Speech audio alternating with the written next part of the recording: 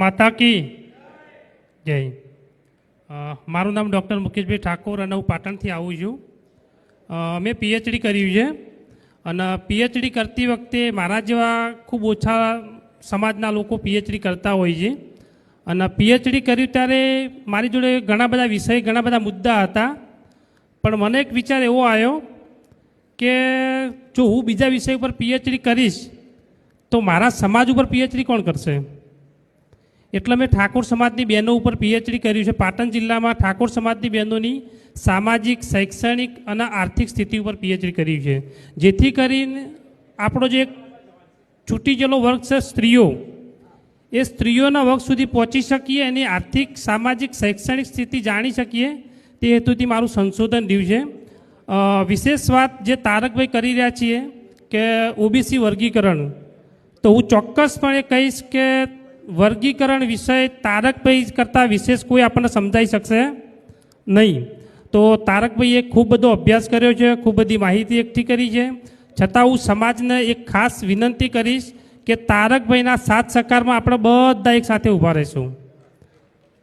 તારકભાઈ જે મહેનત કરી રહ્યા છે, જે લગાવ છે સમાજ પ્રત્યે, ખરેખર બહુ જબરજસ્ત લગાવ છે અને એ સમાજ માટે અને આવનારી પેઢી માટે કંઈક વિશેષ કરવા માટે આ બધા પ્રયત્નો કરી રહ્યા છે।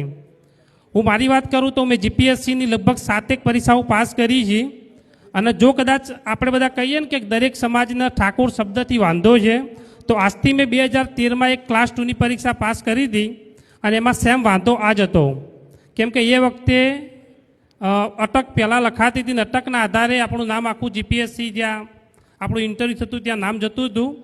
તો હું ખાતરી આપું કે ભાઈ જ્યારે જો એનું લેખિત મેરિટ મારું ગણવામાં આવે તો 1 થી 10 નંબરમાં મારું નામ હોય, એ પ્રકારની મારી તૈયારી હતી, પણ શબ્દ હતો ઠાકોર શબ્દ, તો એના કારણે કદાચ પેનલના આ શબ્દ ગમ્યો નહીં હોય।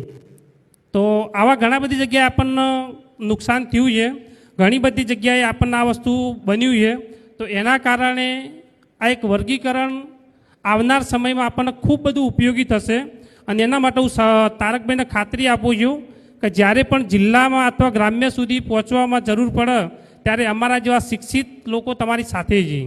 તો અમે હંમેશા સાથ સહકારમાં ઊભા છીએ। ગામડે ગામડે જશું, દરેક ઘર સુધી જશું, દરેક યુવા જોડે જશું અને દરેક જ્યાં જરૂર પડશે ત્યાં મતદાર જોડે પણ જશું, કેમ કે આપણા મતદારોને અલગ રીતે ભોળવવામાં આવે છે અને ક્યાંક રૂપિયાનું ને ક્યાંક બીજી બધી લાલચો આપી અને એક ટૂંકા ગાળાના લાભમાં આપણને છેતરવામાં આવે છે।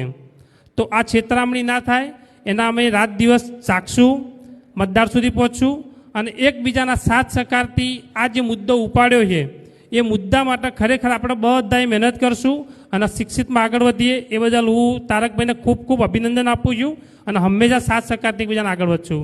જય હિન્દ, જય ભારત। ખૂબ ખૂબ આભાર।